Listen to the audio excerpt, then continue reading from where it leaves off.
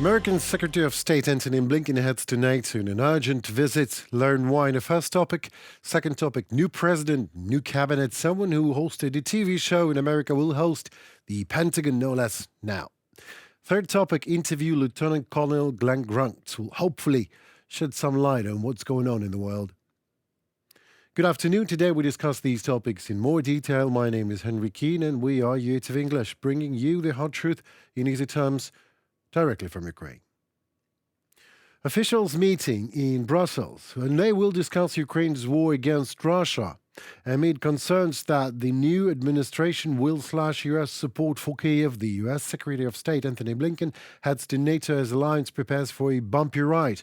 Trump is back. Secretary of State Antony Blinken traveled to Brussels on Tuesday to attend meetings with NATO and EU officials to discuss Russian war against law and order in Ukraine. His trip was a late addition to his schedule before a trip to Latin America comes amidst grave concern amongst Ukraine's supporters that the new Trump administration will slash U.S. support for Kyiv. The Biden administration NATO officials also fear that President-elect Donald Trump may try to undermine the military alliance and even seek to withdraw the United States from it. The State Department said Mr. Blinken would meet NATO and EU counterparts to, I quote, discuss support for Ukraine in its defense against Russia's aggression. We had a very productive discussion today about our ongoing support for Ukraine in the face of an ongoing Russian aggression. As well, this added element now of DPRK, North Korean forces, injected into the battle, and now quite literally in combat, which demands and will get a firm response. Amen to that. But how exactly productive was that meeting of Antony Blinken and NATO, and how will it turn for Ukraine? We in Ukraine are extremely anxious to find that out as soon as possible, and as we keep you posted just as well. President-elect Donald Trump's Tuesday night surprise pick of a conservative commentator and television host Pete Hegseth as his Pentagon chief shocked Washington. Me too, which had expected the nominee to be a seasoned lawmaker or someone with at least some defense policy experience. Shock and awe indeed, that much is clear, but good for Ukraine or bad for Ukraine? Well, let us look at other picks to see the whole picture. Trump has announced Republican Mike Waltz as his pick for National Security Advisor and Senator Mark Rubio as Secretary of State. Both men have been proponents of tough China policy, advocating for a diplomatic and security pivot to Asia to counter the growing influence of Chinese Communist Party. That clearly means less deal with China and more dealing with it. Hard to say if Mr. Hegseth has the will and enough experience to be dealing with Russia openly spitting into West's face, or he is exactly the pick to take that spit instead of President-elect Trump and for him. But what is clear is Hegseth is Trump's figure and will move as Trump moves, as simple as that. Hegseth means that from now on, loyalty to Donald Trump personally dominates over experience in Pentagon. New version of the president's cabinet all over. Some say it is bad, some say good. I don't know. Really, not sure anymore. And thanks for that goes to American Democrats, actually. If only American Democrats would have finished anything in the first place, they were like, give $60 billion to Ukraine and then give only 10% of it. Give Ukraine long-range weapons and don't give permission to use them. While Putin kills Ukrainians in the heart of Europe every day, more and more. And at the same time, Biden tells the world that it would be nice to accept Ukraine into NATO, knowing well that this is about as likely now as Trump knocking on his door and giving him his presidential mandate, and Putin arresting himself and flying to The Hague to save Ukraine costs for transportation. Yes, of course, it would be nice to accept Ukraine into NATO, but it would be also not bad for China to stop being communist, for instance. How likely is that going to happen is the only question. Are Trump's picks good or bad for Ukraine? We will see. I'm serious. We will see. If you prefer to panic now, then do it at least with comfort. Get yourself a ticket for a 4-year-long cruise around the world to wait out Trump's reign. But me, I'm staying in Ukraine, I am in Ukraine, and I'm telling you, after first nominations, I'm not sure everything is that bad for Ukraine. As Trump talking and Trump walking are two different personalities, let's not forget, if it weren't for Trump, we wouldn't be having these javelins at the very beginning of this criminal Russian war against the very principles of international law and order. Don't get me wrong. All the actions of the Democratic Party of the US were always good, but never enough. Like making a step forward and then one backwards. Citing fears of escalation, of course, and then, another one backwards just in case. Hell yes, Trump is no gift, but he makes decisions that Ukraine can and should work with. While to me, all the activities of the US Democratic Party since Obama to Biden, all the way through Kamala Harris, are some kind of relay race of indecision, inactivity, inability, indifference, but very, very politically correct and correctly furnished. And what in the end? They lost to a populist decision maker. So Pete Hegseth is a surprise, yes. The TV host is now hosting Pentagon. Wow, what a show. But maybe we should just wait for this show to actually be aired in the first place before telling if it is good or bad. Is the show's host personally good or bad for Ukraine as Secretary of Defense of America? That I don't know, and I'm not sure even Pete Hegseth himself knows that yet. But what I know for sure, and I welcome it, the end of the reign of indecisiveness, of those who got all the keys to the castle and never even dared to walk into it, not to mention to rule decisively.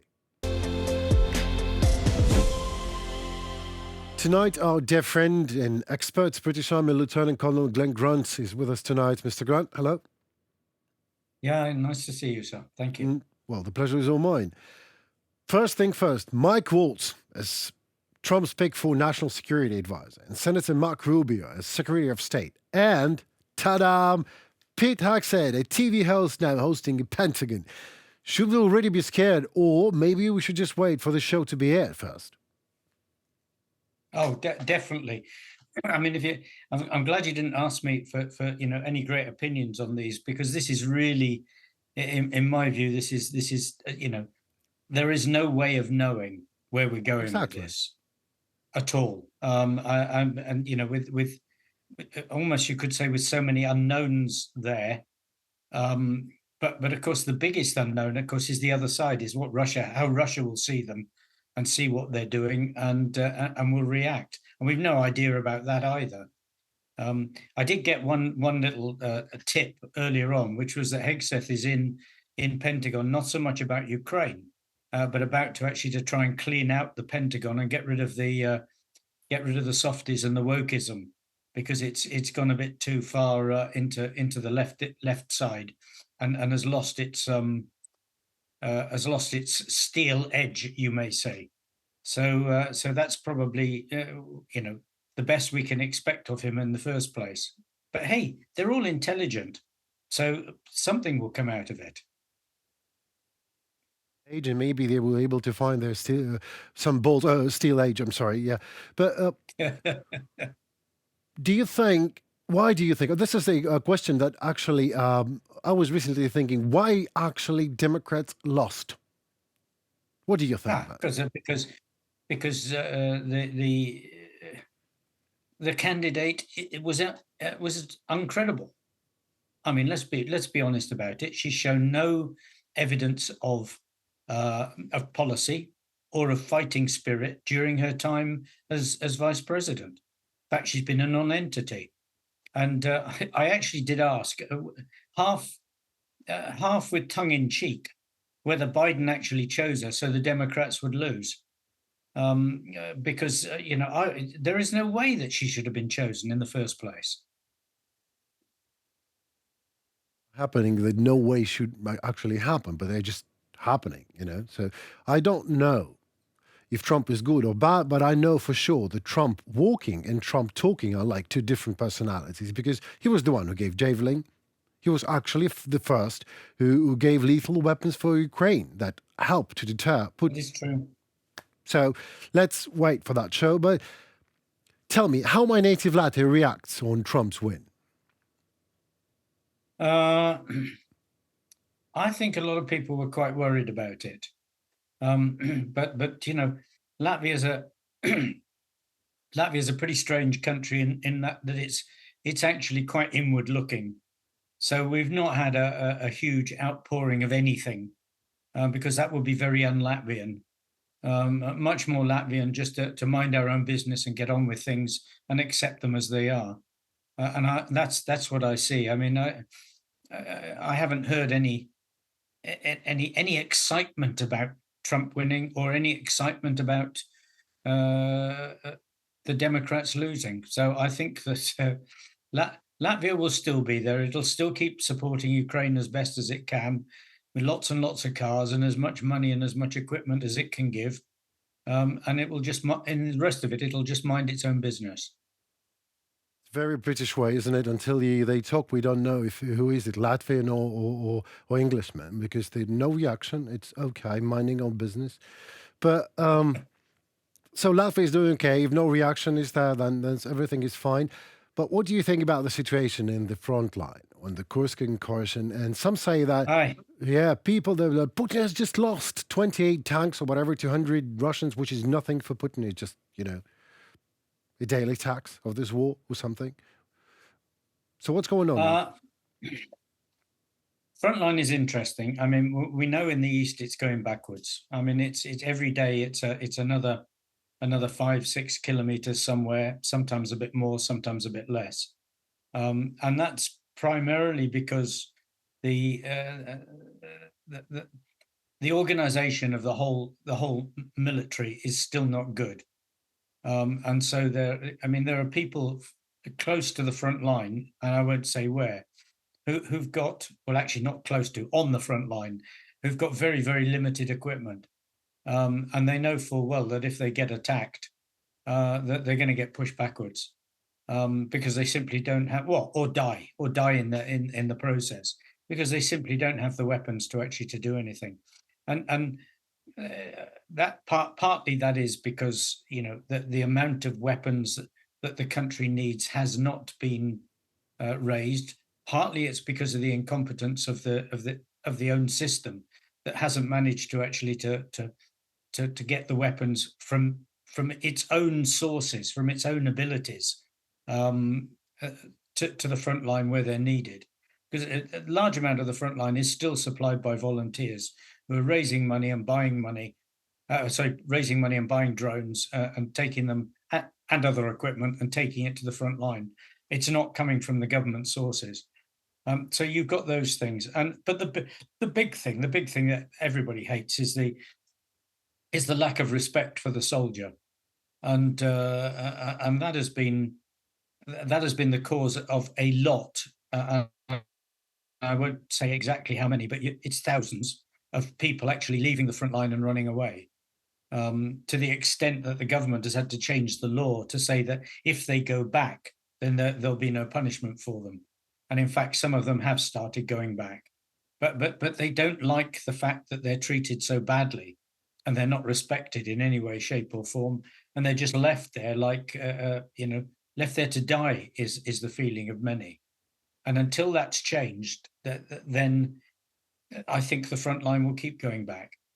It is changing, Colonel. It is, but it is changing very slowly because Ukraine is has to get over a very bad and venomous in of sorts heritage of Soviet Union. That's what it is. The system is still sometimes is still Soviet, and in some sense, Putin has broken it, and we are getting what we see is a reborn of a nation in blood and flames. Yeah. Oh, very much so. And I mean, although people on the front line don't like being badly treated, and I quite understand it. If you look across at the Russian side, you can see what real mistreatment is, with people just untrained people just being thrown in to die. But unfortunately, that's the way the Russians fight, and there are lots of them, and the numbers don't seem to be running out uh, quite as quickly as many pundits would like to think that they should do.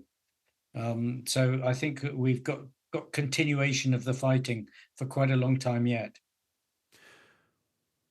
Thank you so very much again for your expertise and for your time. And please don't forget to drop me a text message next time You're in Kiev. I would love to have you in the studio to have a good talk. I should just finish by saying we are going to win. We just got quite a bit of sorting out to do first. Say it again. Music to my ears. We are going to win, but we've just got sorting out to do first. Thank you so very much, sir. Thank you. We talk soon. Goodbye. Okay, bye-bye. Goodbye. That's all, folks, at least for tonight. My name is Henry Keane, and I and my team at UATV English are thanking you so very much for your time. We appreciate it a lot. Please like, share, comment. It will in turn help the voice of Ukraine to be heard globally. So please stay safe and tune for more at UATV English. Goodbye.